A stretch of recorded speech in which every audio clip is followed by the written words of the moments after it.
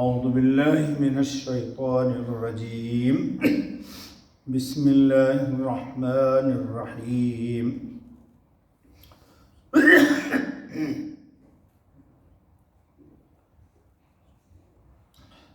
کہاں سے رہ گیا؟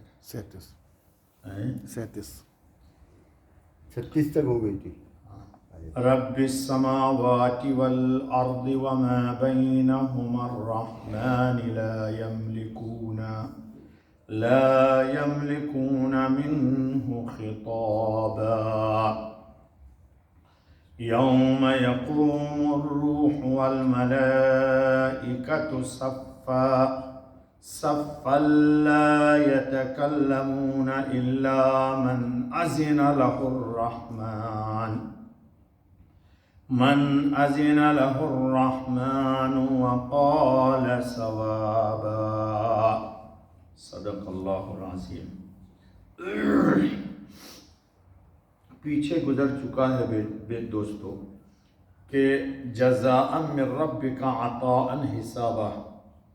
بات یہیں پر رہ گئی تھی، وقت ختم ہو گیا تھا کہ بدلہ ہے تیرے رب کا دیا ہوا حساب سے.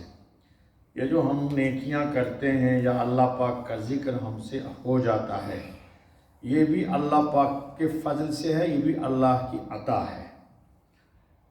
جب یہ نیکیاں اللہ کی بخشش اور عطا سے ہو رہی ہے تو اس کی جزا بھی عطا ہی عطا ہوگی. وہ ہمارے کسی عمل کی جزا، لیکن اللہ تعالیٰ نے ہم لوگوں کا دل خوش کرنے کے لیے کہہ دیا کہ یہ تمہارے نیکیوں کی جزا ہے. ٹھیک ہے. حدیث میں آئے کہ جنتیوں کے لباس ہی اللہ کی رضامندی کے ہوں گے. بادل ان پر آئیں گے اور ان سے کہیں گے کہ ہم تم پر کیا برسائیں، پھر وہ جو فرمائیں گے بادل ان پر برسائیں گے. یہاں تک کہ نوجوان کنواری لڑکیاں بھی ان پر برسیں گی. جزاءً اللہ پاک کہہ رہے ہیں کہ یہ تمہاری عطاءً حسابہ. اب اگلی آیت آ رہی ہے رب السماوات والارض، جو رب ہے آسمانوں کا اور زمین کا. وما بینہما الرحمن، اور جو کچھ ان کے بیچ میں ہے بڑی رحمت والا. لا یملکون منہ خطابا، قدرت نہیں کہ کوئی اس سے بات کرے.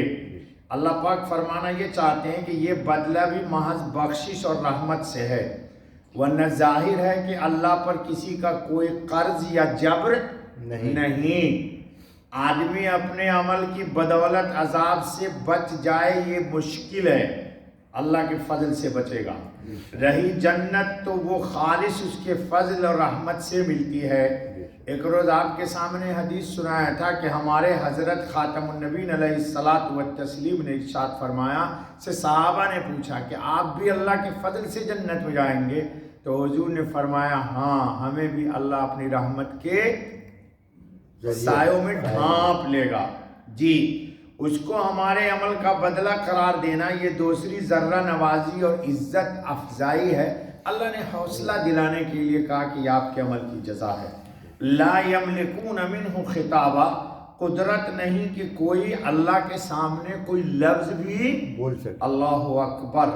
یعنی جلال الہی کا یہ اثر ہوگا کہ باوجود اس قدر لطف و رحمت کے عظمت و جلال ایسا ہے اللہ کا کہ کوئی اس کے سامنے لب ہلا نہیں سکتا، مگر اللہ پاک کہیں گے بول.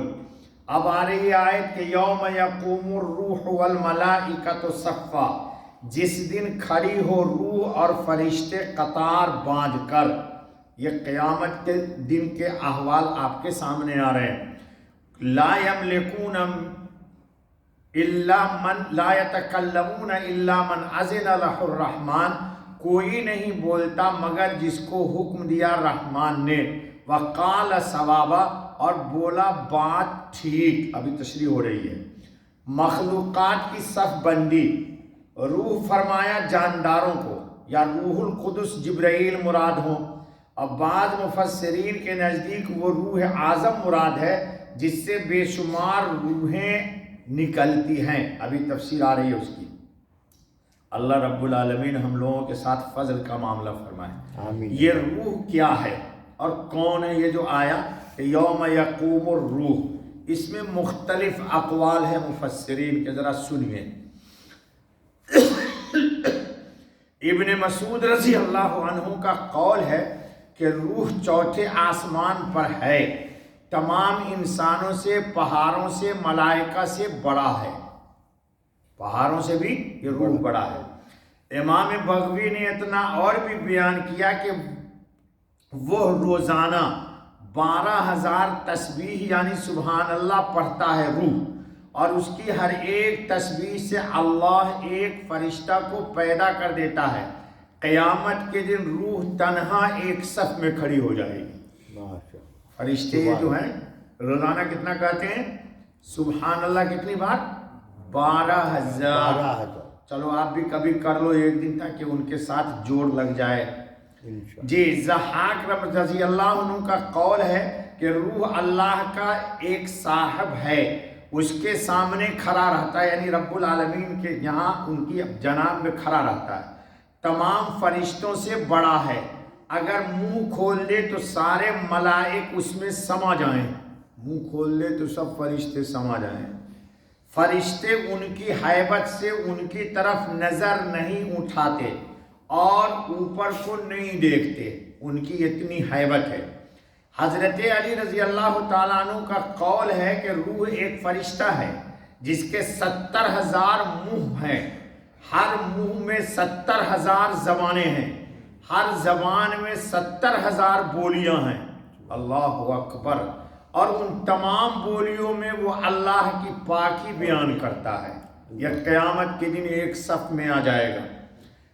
حضرت ابن عباس کا ایک قول ہے کہ روح ایک فرشتہ ہے جس کے 10,000 بازو ہیں۔ دوسرا قول ابن عباس کا ہے رضی اللہ عنہما کہ وہ جسمانیت میں سب فرشتوں سے بڑا ہے۔ حضرت عطا کی روایت میں اتنا اور ہے کہ قیامت کے دن تنہا روح ایک صف میں اور باقی فرشتے ایک صف میں کھڑے ہوں گے، پس اس کی جسمانیت ان سب کے برابر ہوگی۔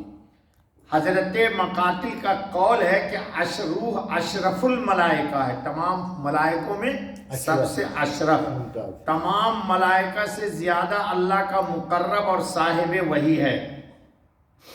جی، اسی آیت کی تفسیر میں ہے کہ روح حضرت جبرائیل علیہ السلام ہے۔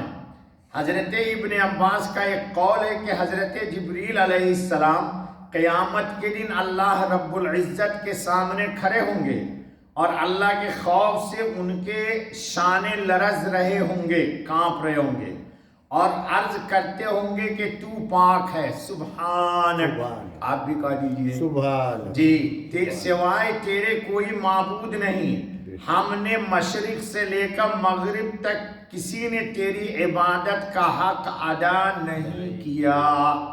اللہ تعالیٰ ہم سب کو معاف فرمائے۔ یہی مطلب ہے آیت یوم یقوم الروح والملائکۃ صفا کا۔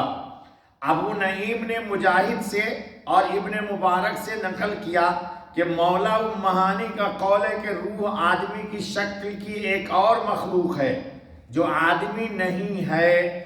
امام بغوی نے اتنا زائد لکھا کہ وہ ایک قطار میں ہوگی اور ملائکہ ایک قطار میں، ان کی بھی ایک جماعت ہوگی۔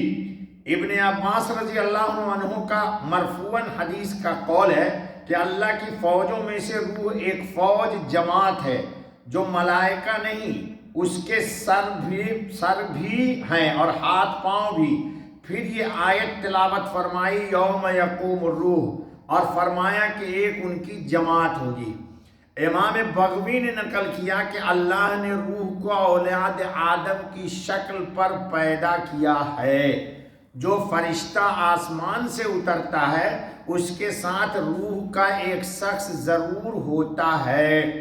اور امام بیہقی کا قول ہے کہ یوم یقوم الروح والملائکۃ صفا سے نقل کیا ہے کہ قیامت کے دن رب العالمین کے سامنے دو قطاریں کھڑی ہوں گی، ایک فرشتوں کی، ملائکہ کی، اور دوسری روح کی۔